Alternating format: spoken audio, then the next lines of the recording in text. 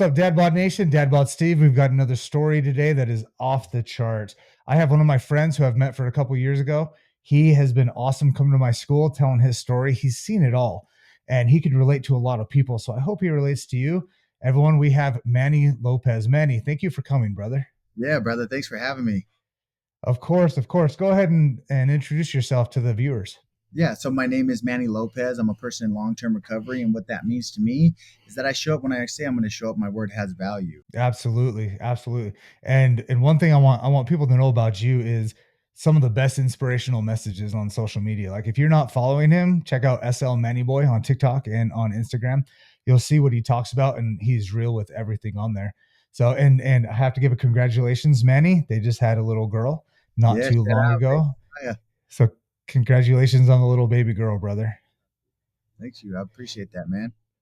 For sure. So Manny, let's start from the beginning, man. Everything that you've seen in your life has led you to where you are today. Let's start at the when you were younger. How was family life? Where'd you grow up, and we'll kind of snowball from there. Okay, so I come from a pretty diverse background. I mean, I've seen a lot of things. I've been through a lot of stuff. My childhood, I was introduced to this world in a pretty dysfunctional family. Uh, I was actually born in Albuquerque, New Mexico. My family is from Utah, but my grandfather was doing a job out there. And then my mother got pregnant. My mother was 12 years old at the time when she got pregnant. She had me at 13 years old. My uncles, my grandfather, they were doing a lot of drinking and partying.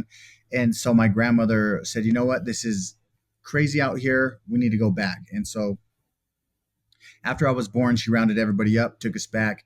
Plus, my father had skipped town. So, uh, I mean, we could do better without him, obviously. But we came back to Utah, and a lot of the same behaviors in my family continued. My mom got into this pattern where she was in and out of relationships, toxic, codependent relationships. And so that would result in two more brothers coming shortly after me, and then two more sisters. So by the time my mom was 21 years old, she had five kids. She was a single mother trying to do it on her own, couldn't do it. She also had a drug addiction. And so when I was 9 years old, the Division of Child and Family Services, DCFS, came to pick us up when I was in school. They said we'd go with them, and they took us all to a foster home. Now, all five of us going to the same foster home is pretty rare for one family to do that. However, I immediately started acting out. I could kind of understand what was going on. And so I was immediately like, you're not my mother. You're not my father. I hate you. I was saying some cuss words. And it didn't take very long for the foster parents to decide that it was best to separate me from my brothers and sisters. That would begin my journey being bounced around foster home to foster home. I would end And up, so it, go ahead. no, yeah, sorry for interrupting. Go ahead, finish. And so I would end up in foster homes, mostly in Utah County.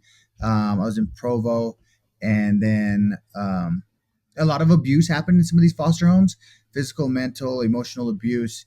And when I was 12 years old, I was like, enough is enough. I'll take my chances on my own.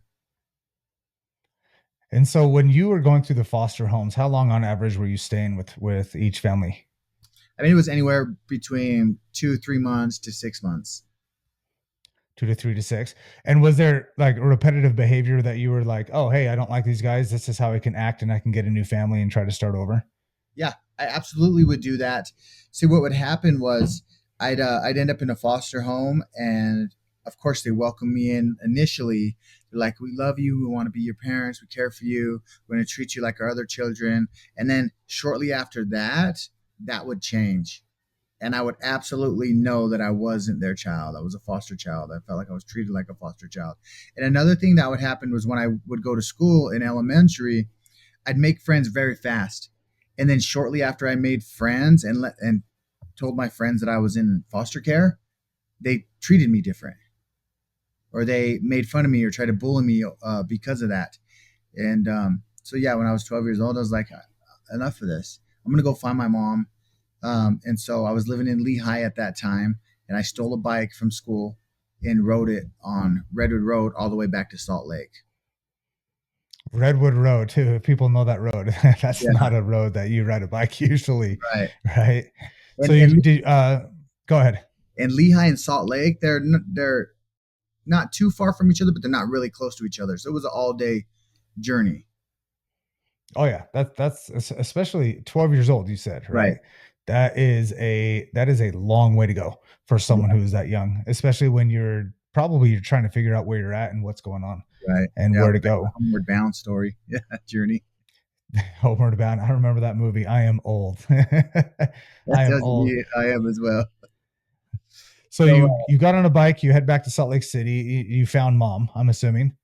yeah, so I've always been pretty good with directions and I've always been pretty good with numbers. So I remembered about where my grandmother lived and I remembered her phone number. And so I called and I said, "Hey, this is Manuel. I was asking for my mom. She happened to be there at the time. And her and my uncle jumped in their car. They came and picked me up. And that would begin my life on the run as a juvenile delinquent. So when you left, were they looking for you? Did you actually get warrants to go get you and bring Yep. you back? So, yeah. And so this would begin a pattern of in and out of the juvenile detention center. I would get picked up. I'd go to juvenile detention center. I'd see the judge. He'd send me to a placement, and I would just run from that placement or group home or secure lockup whenever I was able to get out. And that would be my pattern all the way until I was 16 years old. During that time, though, I started smoking a lot of weed, drinking a lot of beer with my cousins and people in the neighborhood. Um, and then that would result in me trying meth for the first time when I was 12 years old, shortly after I ran from that foster home. One the first time, and then I didn't pick it up again until I was 14. But after that, it was consistently meth use till I was 16 years old. And that's a lot. And a lot of kids, I think, get in that situation too, where they use the alcohol and the drugs, right, to mask what's going on or to escape what's going on, especially in the foster system. We've all heard of the holes in the foster system and how it needs to improve. And so, if you could right now talk to someone who's in the foster care system, if they're watching right now, what is some advice that you would want to give them to say, hey, it's okay, or this is how you can handle this? And these are things that I wish I would have done.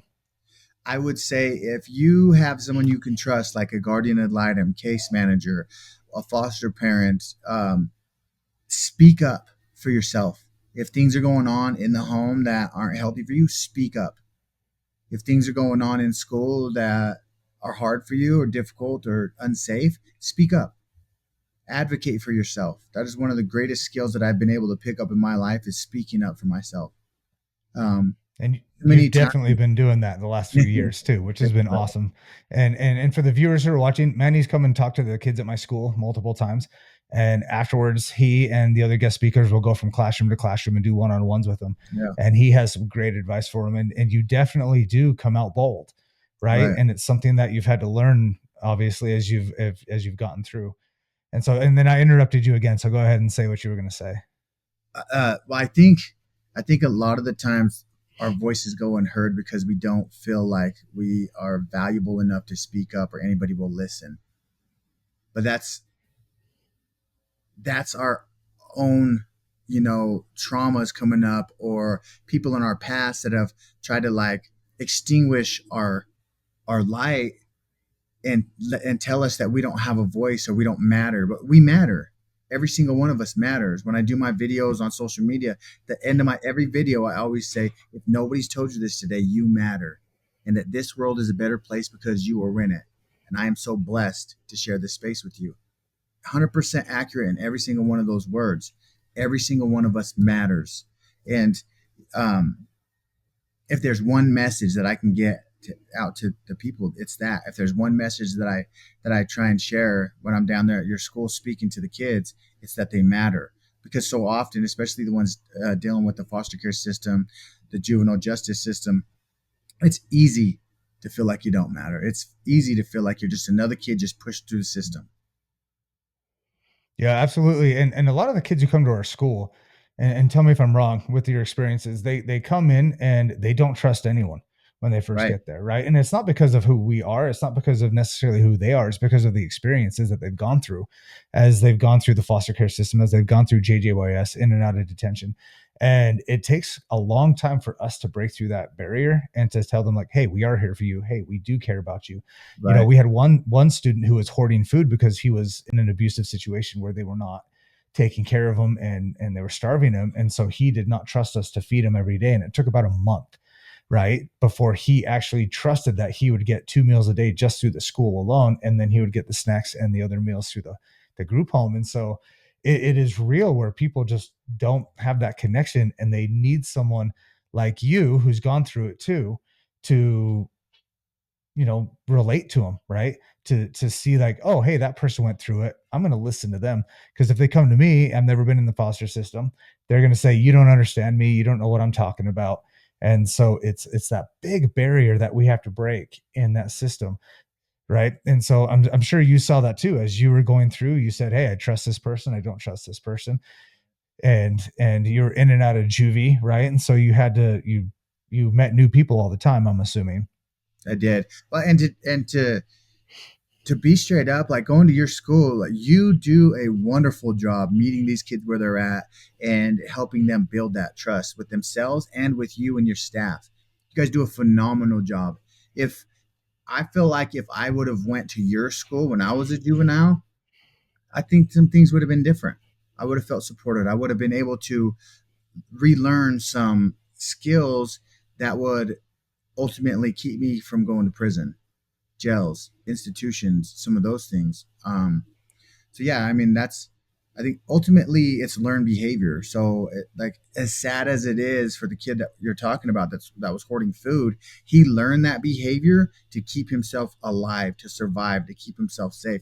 All of these things, not trusting people, that's a learned behavior that we apply so that we can stay alive.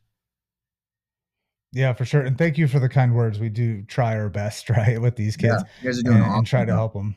We appreciate that. So let's go ahead and move on Okay. and talk about. So you're in and out of jail, and one of So your big hooks with these kids is gang life, right? And so how did you get involved with gangs? When did that start? At what age? So about 15 years old, I started hanging out with gangs.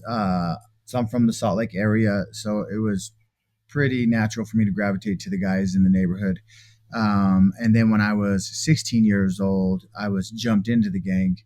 Now, around that same time that I was gangbanging, again, I was using meth at this time. And so I was using meth because I was on the run. I was pretty much homeless, didn't have anywhere to go. But if I had a bag of meth, somebody would open their door for me. And so I'd have somewhere to be. Um, I wasn't using it to numb myself or to hide from things that I was going through. For me, it was a form of survival. And around that time, I was involved in a drug deal that didn't go the way that it was planned. And I ended up shooting somebody twice to get out of a house where a robbery was taking place. And shortly after that, I was picked up, um, certified as an adult in the juvenile justice system, uh, drove driven right across the street because the juvenile detention center and the county jail are right across the street from each other. Driven across the street to be booked as an adult. And then shortly after that, I was sent to prison at 17. Prison at 17. How was that? Being a 17-year-old going to prison, what was that like for you? Like mentally, physically, emotionally, like all of the senses that you can have there. Mentally, I wasn't prepared for it. We're talking about grown men who had been in and out of the prison system their whole adult life and in and out of the street. So there wasn't a lot of, education that was healthy for me that I was picking up. I naturally gravitated to my homeboys and the gang that I was involved in and started getting into a lot of, unhealthy, destructive behaviors, lying to the cops, trying to get things into the prison, a lot of drug use, taking pills, taking, the first time I ever tried heroin was in prison. That's where I actually got a heroin habit was in prison. I do about 6.5 years my first time, get out when I was 23, get out to the same environment that I had left. Lack of opportunity, lack of skill set. One thing I did do while I was there the first time down was I did get my high school diploma. Not that I knew what to do with it or that I really worked for it. I was just trying to get out of the section and go to the education area. And so I'd get out. So Go ahead. no, yeah, sorry. So and I'm gonna tag this video that you have on YouTube, right? That goes over to level up and everything, and it shows your story in that your multiple mugshots, right? Your progress through prison. As you were in and out, what was your mindset? In and out, in and out. Like as soon as you got out, what would you search for? When you got back in, what was happening in your mind? To tell you the truth, I found acceptance in prison. I found a tribe in prison. I found people that accepted me.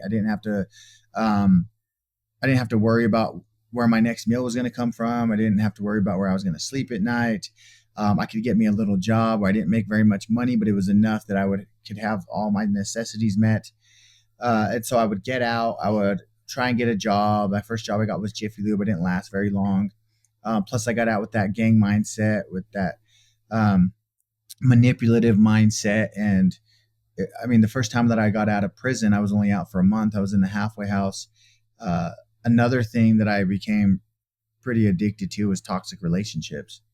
Those were the relationships that went on around me growing up. So that was how I interpreted how to communicate love. And so if you didn't abuse me or allow me to abuse you, then that means we didn't love each other. And I'll be danged if I was gonna express my love to you or expect you to express your love back to me. So it was a super toxic, spiral out of control type of relationships where we'd chase each other, we'd run away from each other, we'd run back to each other. Um, and usually that would result in one of us or both of us ending back up in jail or prison. And when it came to the relationships, I mean, were you in a lot or were there long-term relationships for you? Mostly were short term relationships. I mean, once you go to jail or prison, I mean, that's pretty much the end of the relationship. As a person incarcerated at the time, you try and hold on to that relationship. That's my girl. That's my wife. You use all these labels that are supposed to mean something, titles that are supposed to mean something. But in all actuality, when you're locked up and the other person in the relationship is out and still using and in that lifestyle, it doesn't work out. And so I Yeah. dealt with a lot of heartache, a lot of hard time in there doing that, which to separate myself from the outside world, I would just double down in the gang and into the drug use in prison. So where was it? Now we're going through the cycle. Where and when was it that something clicked in your mind that just said, I got to change. This is not who I want to be anymore. Oh, it took a long time for that to happen. So after that first time that I went got out of prison, finally after 6.5 years, my pattern really quickly was I would get out, get in a toxic relationship, do the gang banging thing, the lying, the cheating, the stealing, and I would end up going right back to prison shortly after that. My longest time out was 18 months, but I would repeat this pattern for the next 20 years. And how it would end would be, well, in 2017, I was dating this girl and I ended up getting her pregnant. We had my daughter. Her name's Serenity Truth, and she she's everything to me. But at that time, I stated she was everything to me, but I wasn't capable or ready to actually make that a reality. And so I would continue to go back to prison. I went back to prison in 2017, shortly after she was born, with this plan that I was going to quit gang banging and I was going to go be a father. I remember when I held her in my hands for the first time, I felt what true connection was, what true family was. Everything I've searched for in the streets, in the toxic relationships, in the gang, I was holding it in my hands. And I told her, I will never leave you. And then I went out in the parking lot, got high, and I left her. Shortly after that, I returned back to prison. Um, but again, I was like, I'm going to get out of the gang and all this stuff. Now, normally, how our gangs out here in Utah work is if you want to go be a man of God or if you want to be a family man and you're in good standings with the gang, they'll allow that. They'll give you the pass to go do that. Um, However, for me, they didn't want to do that. They tried to tell me that I had to stay in the gang, had to get with the program. And I was like, nah, I put in my work with you guys. I've been solid this whole time. And they still didn't want to. And I said, hey, I just want to go be a family man. And one of the guys that was on the yard at that time said, F your family, you're going to get with the program. And for me, I couldn't allow that. There's no way that I would have been able to say, okay, yeah, F my family. I'm just going to roll with you guys. Not after I'd held that little girl like that. And she changed everything about me. And so, I forced their hand and I punched the guy next to me and I forced him to jump me out on the main yard of the prison. Now, this beating that I got was pretty severe. They stomped the heck out of me, to the point where when I was on the ground, knocked out, they were still kneeing me in the head. And other gangs that were on the yard, because all the gangs were on the yard at that time, spoke up and said, "Hey, that's enough. He's had enough." And then I stayed out for about an hour after that on the main yard while they could catch movement and go back inside. And some of the other gangs came and picked me up, and I feel like I got some respect and some love from some of the guys on the yard because of how I went about getting out of my gang. You see a lot of people when they get out of the gangs in prison, they'll just push the button, the intercom, and let the guard know, "Hey, it's unsafe for me to be here. I don't want to be in the gang anymore." And then they'll move them to a different part of the prison. But I had faced, you know, I got myself into that situation. It was important for me to get myself out of that situation. I knew what I was getting into going into it. I knew what the possibilities were, and but it was something I needed to do. I couldn't try and build this healthy life and still have this hanging over and watching my back. Is somebody going to get me because I snuck out the back door and didn't face my problems? Um, and so yeah, so that's what happened. And as much as I wanted life to be healthy after that, it just wasn't. I'd get out, I'd try, I'd fail, I'd come back, I'd go back to prison. I'd get out, I'd try, I'd fail, I'd go back to prison. And um and then in 2019 I would meet the woman that I would go on to marry. Her name is Misty. She's my other half. She's everything that I'm not. And the crazy thing is I met her in a motel room. She was selling drugs. I went there to meet one of my friends. I met her. She gave me some drugs that I could take back to the halfway house so I could make some money. And and then I started going around her a little bit more. Um, and we clicked. There was something there with us, and I can recognize what it is now. Is I was immediately attached to her and gravitated to her like a magnet because she was damaged just like me. So my codependency is so extreme that I would go on the run from the halfway house, which is just so people understand when I say halfway house. When you get out of prison, if you don't have a healthy address to go to or an approved address by the Board of Pardons and Adult Probation and Parole, they have what they call a halfway house, and you go there until you get an address or you get a job and you can get your own apartment and things like that. Um, it's supposed to be you're halfway out, but a lot of us, when we go in there, we have this mentality we're halfway back. So we don't do a lot of the work that it takes to get out. And out of 6 times that I was in our local halfway house, I only made it out successfully one time. The other times I either Oh, ran and went on the run from parole, or I got taken back straight from the halfway house. just once, only once. Yeah. Just Beautiful thing is now I make my rounds once or twice a week, and they allow me to go back into that facility and help the men and be a lantern for those that are stuck in the darkness in there. It's a blessing. But back to Misty and I. So I would get arrested shortly after that. I'd go on the run from the halfway house just to spend one night with her. That's how extreme my codependency was. And then I'd go back and do a parole violation. It was 4 months at that time. Now this woman stuck by my side, which was rare for me. She wrote me letters, answered my phone calls, and when I got out, she was there to pick me up. Not a lot had changed with what she was doing on the street. She was still using, still selling drugs. And so I got right out to that. But that was so different than all the other women that have been in and out of my life. They might stay for a little bit, but then they leave and there was somebody else. So automatically I was willing to sacrifice my whole self for this woman. Like you did something, you showed me love that I've been yearning for my whole life. So here I am, whatever you want to do, let's do. And so I followed her right back into the streets. Instead of going to a program I was supposed to go to, we just kind of went on the run. And for the next 7 months, we were running and gunning, and we were pretty much the 2019 version of Bonnie and Clyde. And from Utah County to Salt Lake County to Tooele County up to Logan, we were just all over the place, doing all kinds of unhealthy behaviors. Our relationship was one of those ones where we would run to each other, we would fight, we'd run away from each other, we'd run back to each other. And on one of these times that we were separated, we were either running from each other or running back to each other. I was in a stolen vehicle, driving on the wrong side of the road, trying to pull into a liquor store because I couldn't get my hands on any meth, heroin, bath salt, or fentanyl. And I wasn't able to pull into the liquor store, went through the intersection, and I T-boned a van that was turning at the light. Somebody pulled over to try and help. I jumped out of the stolen vehicle I was in. I brushed them. I brushed this man aside. I jumped into his vehicle and I tried to steal his vehicle. Now, extreme, right? That's how Yeah. extreme my drug addiction got. That's how extreme the the the cycle that I was in takes me.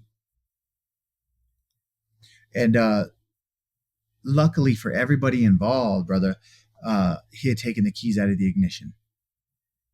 I passed out in his vehicle from my injuries. I woke up in the hospital. I passed out again. I woke up in the back seat of my parole officer's vehicle, being driven back to prison for the 11th time. Now, this is where I had my aha moment. This is where everything came into perspective for me. And it's crazy that this is the place and the time that this happened. But it was in that moment that I couldn't blame anybody anymore. Mm-hmm. I had nobody to blame anymore. I couldn't blame my mom for being a teenage mother and not taking care of us and losing us to the state. I couldn't blame the foster care system. I couldn't blame the juvenile justice system. I couldn't blame any of the toxic relationships that I was in.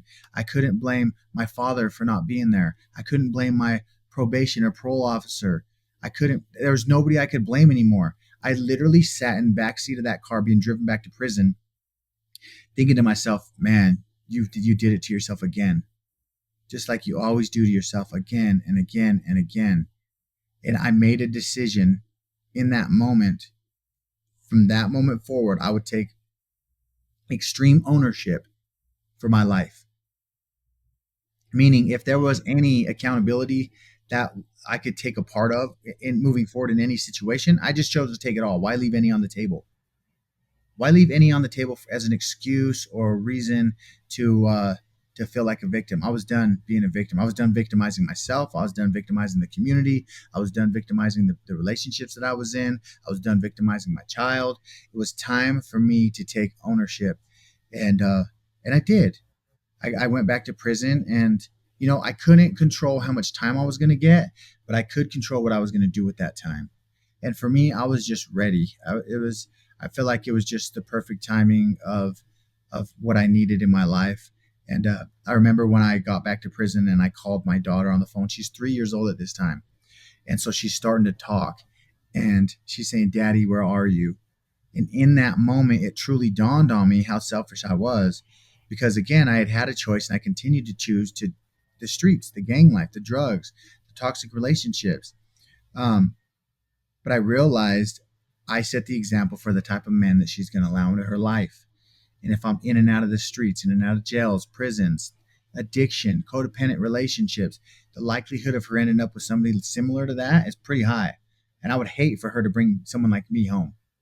Um, That's hard to say about yourself too. I'd hate to have my daughter date someone like me, right? right, And going back to what you said, it's not.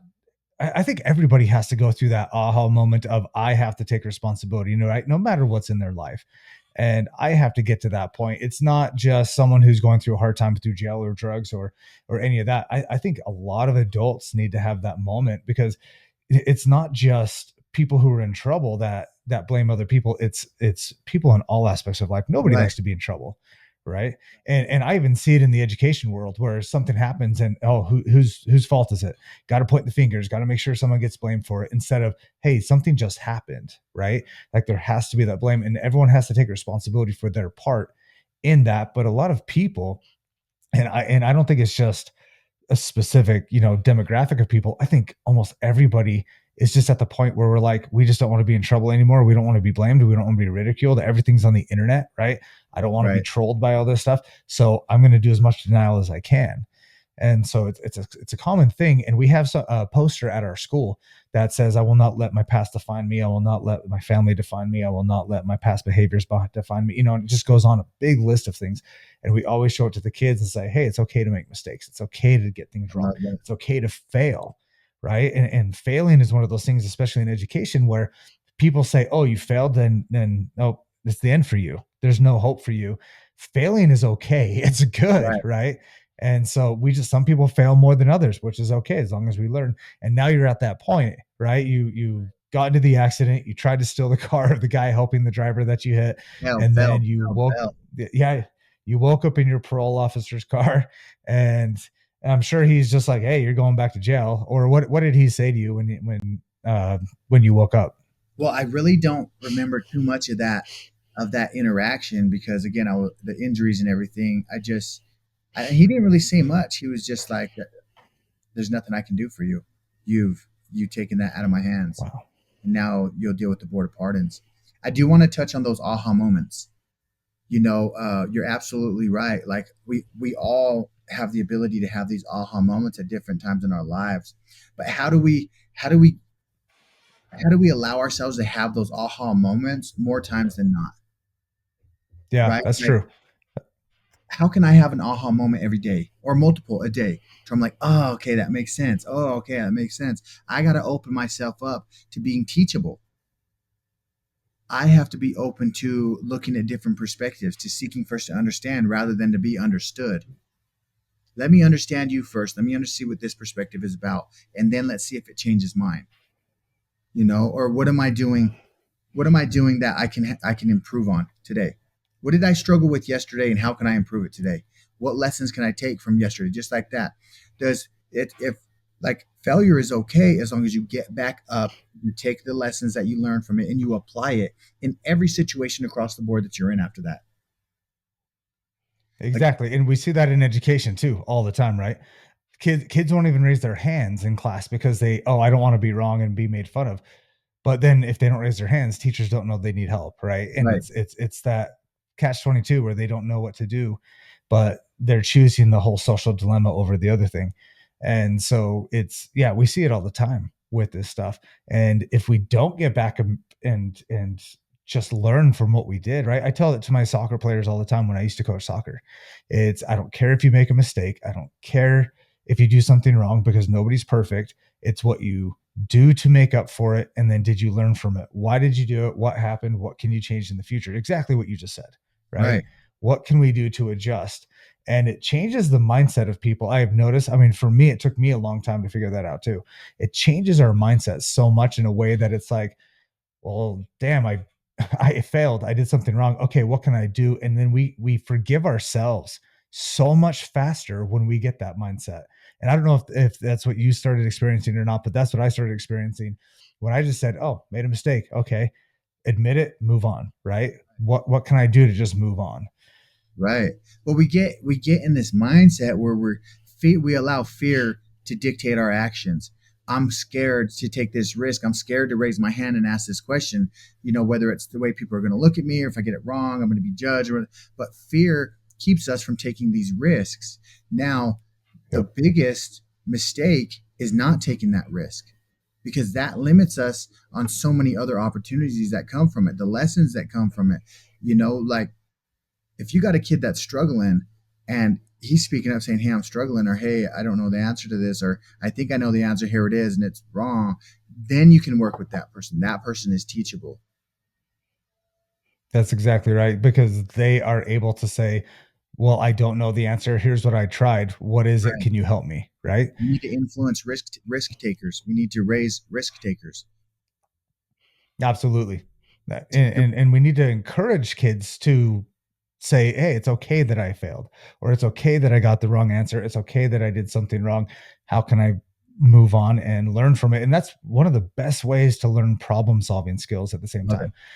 time, right? Because if we just don't take a risk, or if we just avoid it all the time, like what you were saying, we don't learn how to solve the problem. We just Right. learn how to avoid the problem instead of taking that risk and saying, "Okay, how can I learn from this?" Yep. And so the biggest risk that I would take would be to bet on myself, to invest in myself. And that's exactly what I did when I went back to prison for the last time, which was, this time that we're talking about. Again, I couldn't control how much time that I was going to get, but I could control what I was going to do with it. And so I got myself into a residential program in the prison, which I had been to many times before because they had a nice yard and they had weights and, all these perks, but I'd never taken advantage of it. Well, this time I challenged myself and I said, for once, Manuel, do it the way that it's supposed to be done, the way that it's outlined to be done. Don't cut any corners. Quit taking shortcuts. And any self help book that I can get my hands on, I got it. I devoured it. I was hungry for knowledge, explicit knowledge. I read books like Seven Habits of Highly Effective People by Stephen Covey. If you haven't read that book, go read it. Changed my life. Daring Greatly, Brene Brown. Anything that I can get my hands on at the time, I would feed on that knowledge, and then I would apply it, and then I would also teach it, and that helped me truly retain it. Now I'd graduated that program. It's called the Conquest Program. Shout out to the Conquest Program for everything that they helped me with. And then it come time for me to be sentenced. So 18 months later, I go before the judge, and I had pled my charges down to 0 to 5 years for failure to stop at the command of an officer, and 1 to 15 years for the stolen vehicle.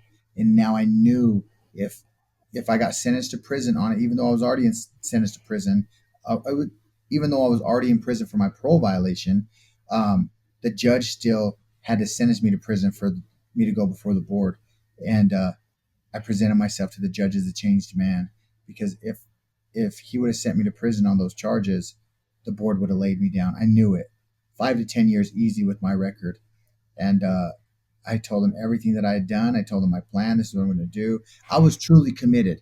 When I talked to him, I talked to him with conviction. I looked him in his eyes and spoke to him. And he looked at me very intently for a good 20 seconds, which felt like 20 minutes. And he said, Mr. Lopez, you're right. All I can give you is time. And all you've done your whole life is time. And time has not served you well. So what I'm going to do is I'm going to sentence you to prison. And my heart sank. He said, but I'm going to suspend the sentence, and I'm going to give you 36 months probation.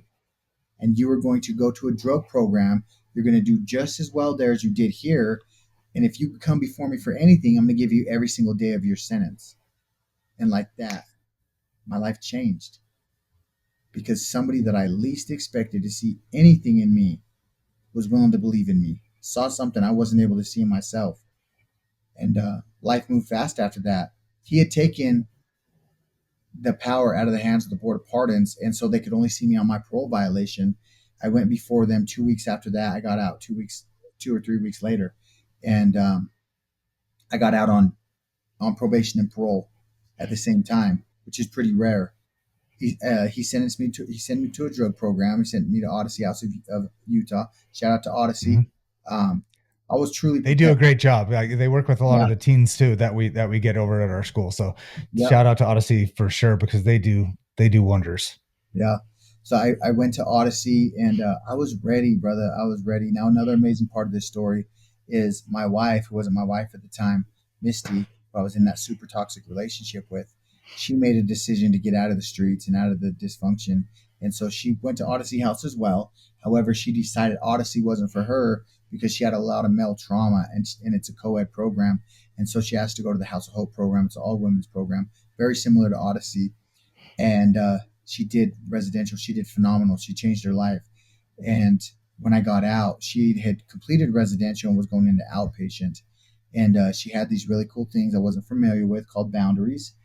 And she told me, look, Manuel, if we're going to even talk or even attempt it, you're going to have to go into Odyssey House and focus on you. Allow me to focus on me. And then we'll come together when we can and see where it goes. And I made that commitment to her, to myself, to my higher power, who I choose to refer to as God, that that's what I was going to do. Now, I'm from this city. I'm from the Salt Lake area. So the people coming in and out of the streets, in and out of the jails, um, I know these people.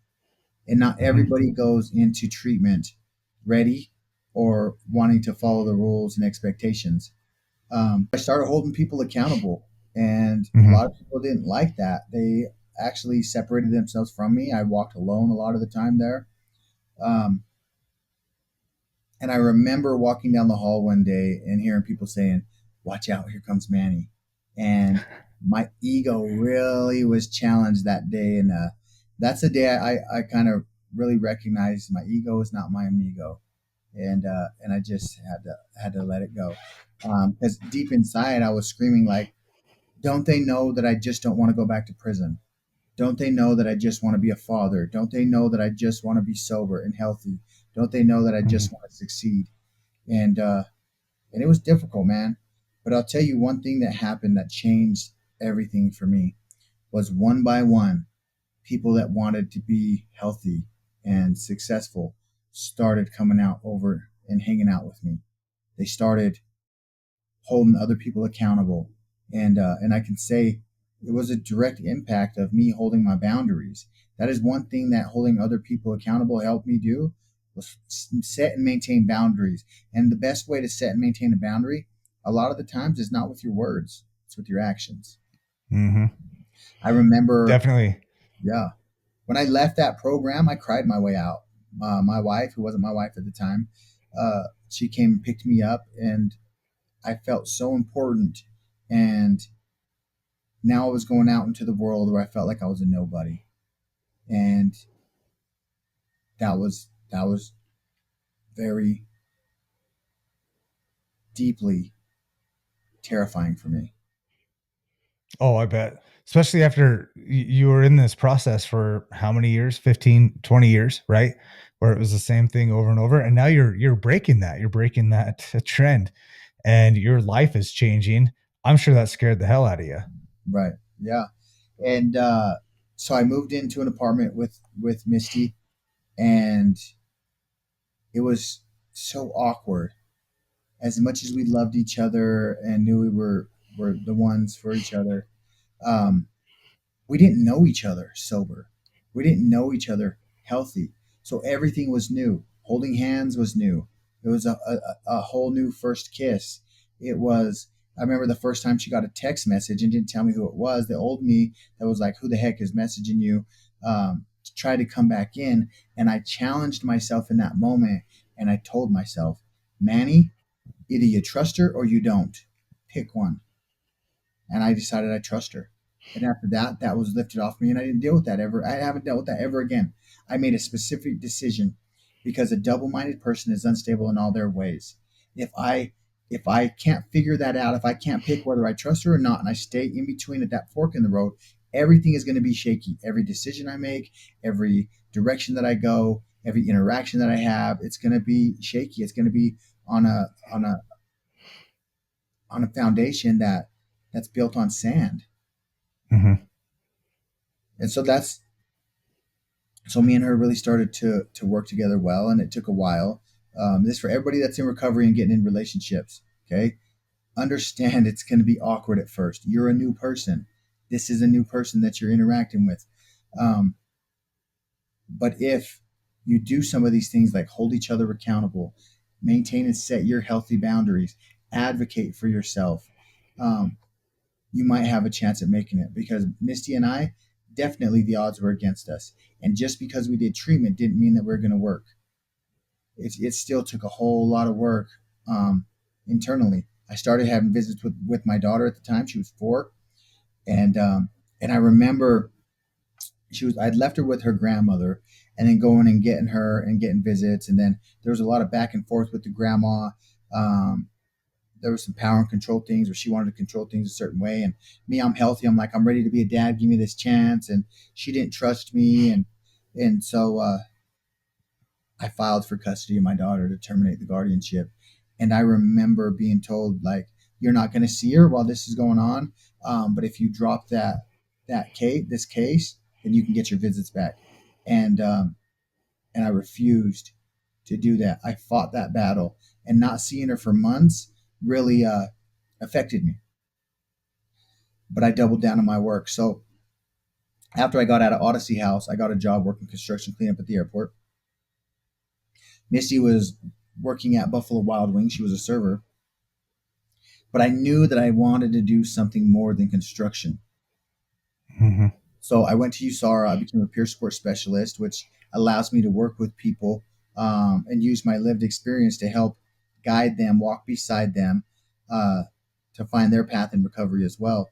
That allowed me to get a job at a place called Papillon Integrated Recovery Center. Shout out to Papillon, for giving me my first start in the game.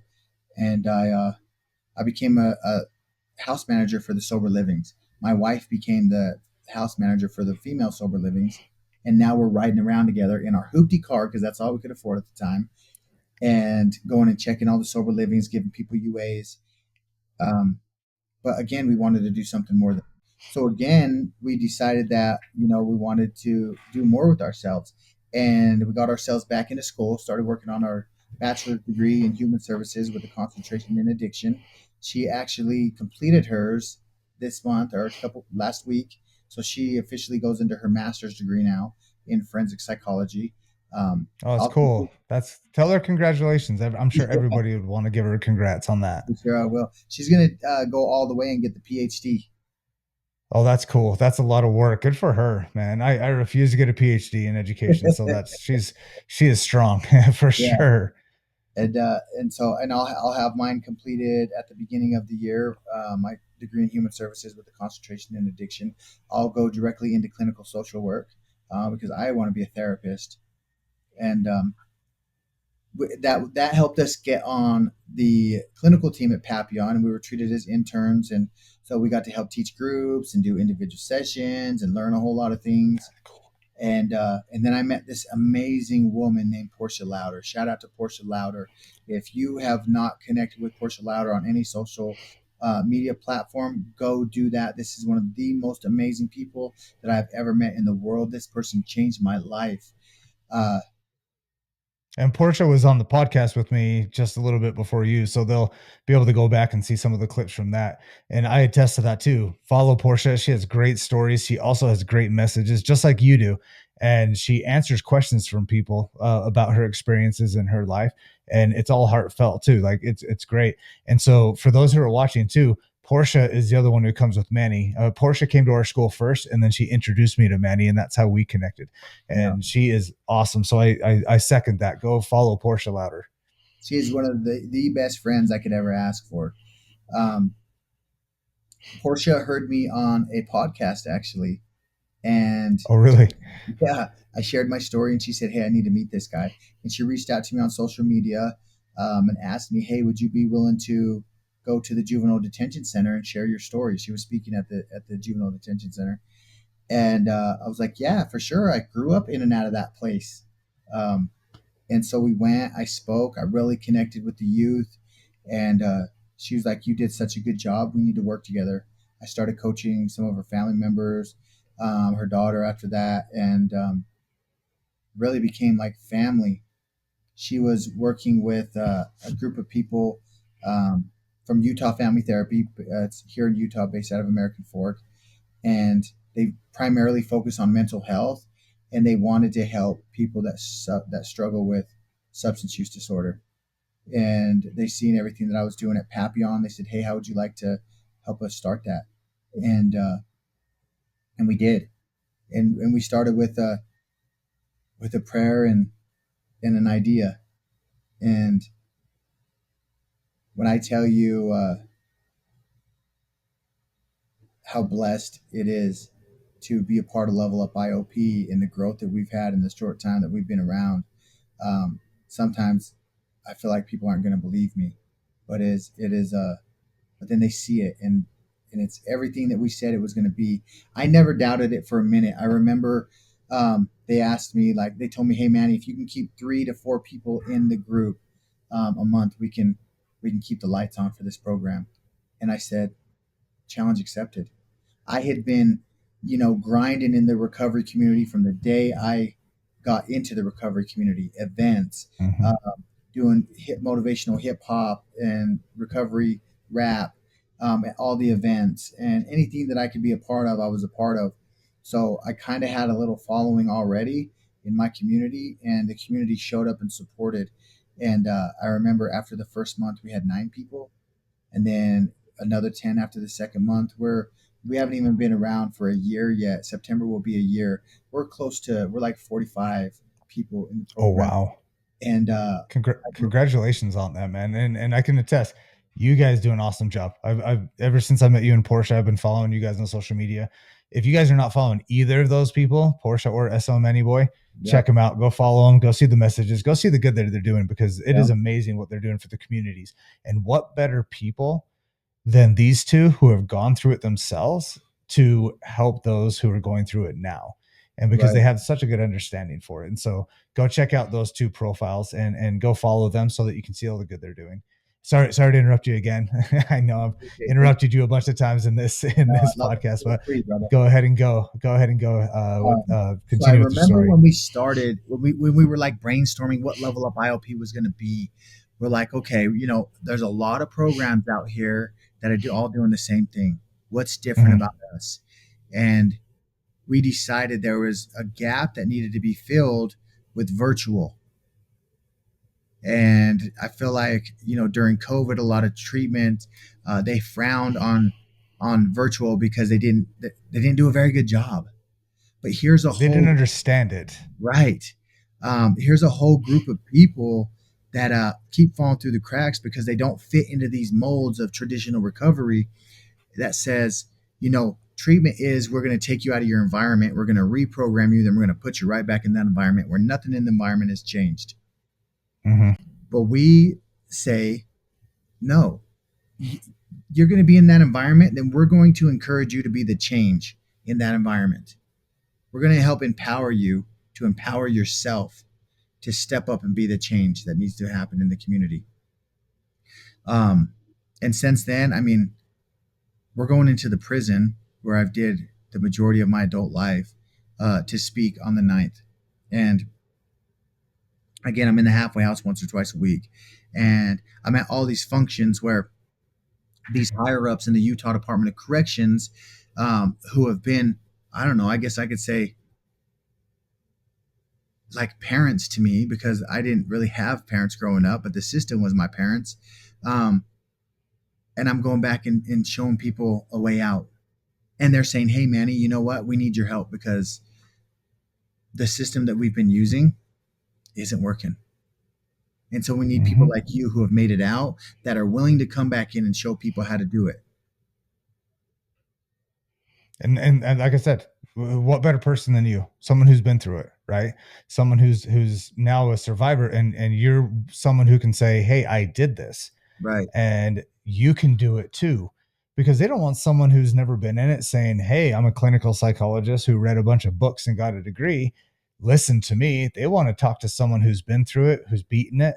And whenever you come to our school, one of the biggest questions you get and most common questions is, how did you do it, right, from these boys? Because they're like, I'm in that same situation you are. How come you're out and how come I'm still in? How did you do it? And they really want to know. So that is something that's definitely great, that you're that representative and people are turning to you and they're finally seeing this guy can help us, not someone who's never experienced it, who just read books, Right. right?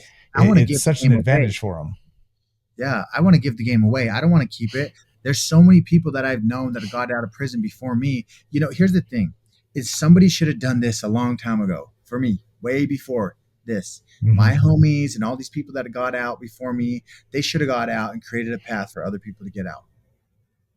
It didn't happen. You know, they say a best time to plant a tree is 20 years ago. Well, 20 years ago, these trees weren't getting planted. So today is Yep. the second best day to plant a tree. And so now we're not just planting one tree, we're planting multiple trees everywhere we can. Shout out to the Utah Department of Corrections and the reentry team for everything they're doing for allowing me, my team, and others similar to us to go in the prison, to go in the halfway houses, and to meet people where they're at, and to help lead our people back home. You know, Big, uh, go ahead, brother. Yeah, big shout out to all those people, and especially because they're willing to change now, which is the best thing ever, right? They're willing to change and to take that risk, just like we talked about before. They're willing to take risks on change to help people for the better. And shout out to you guys at Level Up IOP, because you guys have done such a good job, and I love seeing all the updates that you guys are doing, all the speaking assignments that you get to go to. It's amazing. So another shout out, Level Up IOP. If you guys have not ever heard of them, go check them out because they are doing some great work right now. Yeah. So we're virtual and online. So we literally bring the program to the people. It doesn't matter what part Mhm. of the state you're in. We take pretty much every insurance, and if you don't have one, we'll help you get one. We literally meet you where you're at, and we're seeing success. We're seeing people. I'm writing updates bi-monthly, twice a month to probation and parole officers, saying this person is doing good. And I'm helping them get their life back, their freedom back. I'm writing letters to case managers at the Division of Child and Family Services to help people get their kids back when they're earning to get their kids back, when they're showing that they want to be parents and they're fighting for it. These are two systems that I am very familiar with. Um, And that's awesome. That's awesome. You're seeing the success too, because I'm sure every time you write one of those letters, it's a win for you too. And it's like, oh, this is awesome. I love being able to write this for someone else and see the success and advocate for them. yeah, the life I have now is amazing. I fought for a year to get custody of my daughter, and I got custody of my daughter. I married that woman of my dreams, and we have such a healthy relationship. We just had a baby last week, and to experience this healthy and free and be here for every moment and experience of that, um, combined with everything that's going on in the recovery community. Shout out to the recovery community. If you're in recovery, you matter. Don't you ever forget that. Nothing is impossible. If you have a dream, follow it, pursue it. You do whatever it takes to make that happen. You guard that. You don't let anybody take that from you, anything or anybody. Uh, I know that I am absolute proof that anybody can do it. Absolute proof. Absolutely. It's, the odds say that I shouldn't be able to do what I'm doing. It says that I shouldn't be on this podcast with you, brother. It says that I shouldn't be helping guide people out of the prison system. It says that I shouldn't be working in treatment. It says that I shouldn't be in school. The odds say that I should be dead or in prison. But I refuse, absolutely refuse to allow that to be my story and to let anything and anybody else determine how my story goes or narrate my journey. I own who I am. I am the cause of all my pain. I am the cause of all my problems. Therefore, if that is the truth, my truth, I am also the solution. And I choose to be that. It's all perspective. How am I looking at things? Am I looking at myself as a problem, or am I looking at myself as a solution? Because both views are going to take you in different directions. You know what Absolutely. I mean? I believe in second chances. Uh, Again, shout out to the Utah Department of Corrections for giving me that. That is the best. And man, it's been so fun getting to know you and to see you and your success and everything that you guys have been doing. Thank you so much again for coming on this podcast to tell your story so that we can share it with the world and everyone can see that there is hope if they're in that same situation that you were in. There is hope. There is. And if they need to, they can reach out to you and say, "Hey, how did you do it?" Right? Again, that's Level Up IOP. Check out SL Manny Boy and follow him. Portia Louder, they both do a lot of work with that. Make sure you guys see what they're doing because it is such fantastic work. Thanks, brother. And if you guys want to hit me up on Facebook or any of those platforms, Facebook, it's Manny Misty Lopez. My wife and I, we share a Facebook. When we got into recovery, we said it's all going to be all recovery, and that's all it is. And now it's just amazing.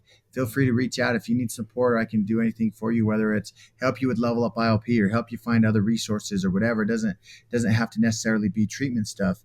It's just let's connect, because the opposite of addiction is connection, but not just any kind of connection. It's connection to specific things like community. I was connected to the streets. I was connected to the drugs. I was connected to the gang. Those were dysfunctional things. It's connection to community.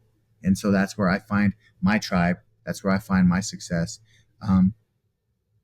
Yeah. Thanks for having me on here, brother. I absolutely had a blast.